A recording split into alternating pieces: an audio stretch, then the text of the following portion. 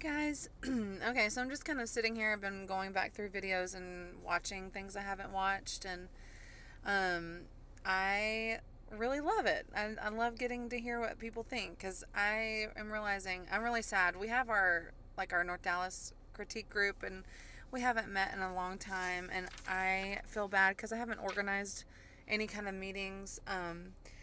I have moved, so I now like to meet there. It will take me at the very least like an hour to get there.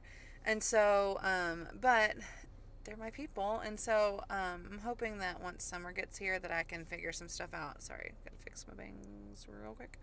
I'm in the car. I have noticed a couple of things since doing these videos.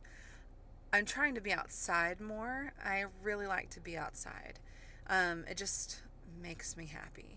Even though it's hot outside now because Texas. But there's still like trees and breezes and things like that. So I'm trying to take advantage of it as much as I can before it's like 300 degrees outside. Anyway, I'm sitting here at this really pretty place. I don't know if I can. I'm not good. I don't know if I can really turn it around, but I don't know if you can really see that. Anyway, I'm sitting in front of this really pretty fountain, and there's these people out here. I've been watching people for like an hour because I have time between school pickups, Tuesdays and Thursdays. Anyway, crazy schedule. I brought all my stuff to do writing, and I just don't want to today. But I'm thinking. I'm doing a lot of thinking, and so okay, that's really bad. I was just okay. Pretend I haven't said anything up until this point. I'm gonna start over a little bit. Okay, what is the craziest thing that you have ever written? Like, is there something, have you written something that was just like the opposite of like what you thought you would write? I don't know that I've really pushed myself. I'm really scared actually. I have two things, I think I mentioned it before.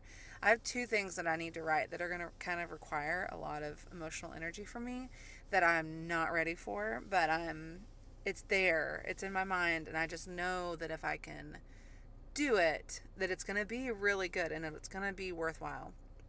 Some of my point in writing for me is starting conversation that maybe is not happening. And that is just me dreaming really big. Like, I mean, I do have that dream that I'm going to write something that's going to be so good, and maybe not Brene Brown level, but like pretty big, of just like people paying attention to what I'm writing. And even if it's a small group of people, like I look forward to that.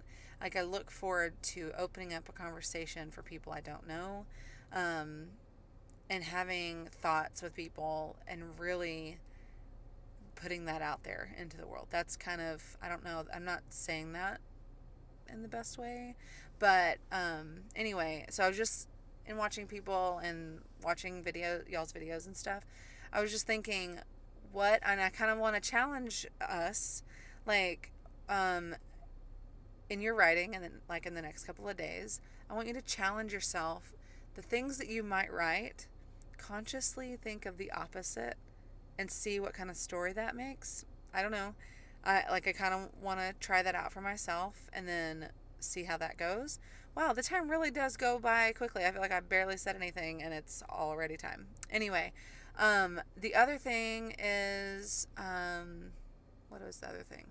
Oh, just wherever you are, just sit and write and describe that scene. Like, that'll give you 100 words at least. And so, and it'll allow you to be present where you are. I've done that like a handful of times when I was doing a creative writing course, and I got like 1,100 words out of that.